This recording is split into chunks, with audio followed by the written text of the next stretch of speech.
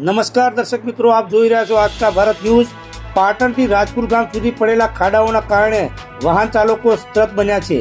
પાટણમાં ચાણસ્મા હાઈવે પર 3 રસ્તા પાસે ખાડાઓને કારણે રિક્ષા પલટી મારતા એક મહિલા ઇજાગ્રસ્ત થઈ હતી, તો ઘાયલ મહિલાને સારવાર માટે હોસ્પિટલમાં ખસેડવા હતી।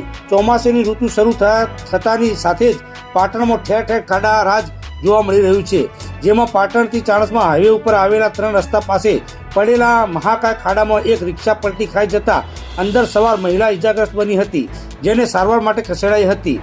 પાટણથી ચાણસ્મા હાઈવે પર રાજપુર ગામે એન્જિનિયરિંગ કોલેજ આવેલ છે, જેના કારણે મોટી સંખ્યામાં વિદ્યાર્થીઓની અવરજવર રહે છે, તેમજ મહેસાણા અને બહુચરાજીને જોડતો પણ હાઈવે હોવાથી વાહનો પણ ખૂબ જ મોટા પ્રમાણમાં પસાર થતા હોવાથી રોડ પર સતત ટ્રાફિક રહે છે।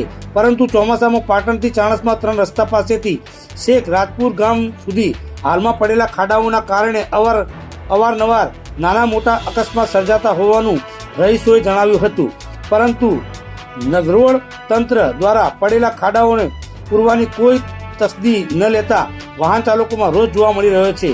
વહેલી સવારે પણ 3 રસ્તા પાસે પડેલા ખાડામાં એક રિક્ષા પલટી ખાઈ જતા અંદર સવાર મહિલા ઇજાગ્રસ્ત બની હતી, જેના તાત્કાલિક અસરે સારવાર માટે મોકલી આપી હતી। પરંતુ રહીશોની માંગ છે કે જો સ્વરે ખાડાઓ નહીં પૂરવામાં આવે તો મોટી અકસ્માત થાય તો નવાય નહીં।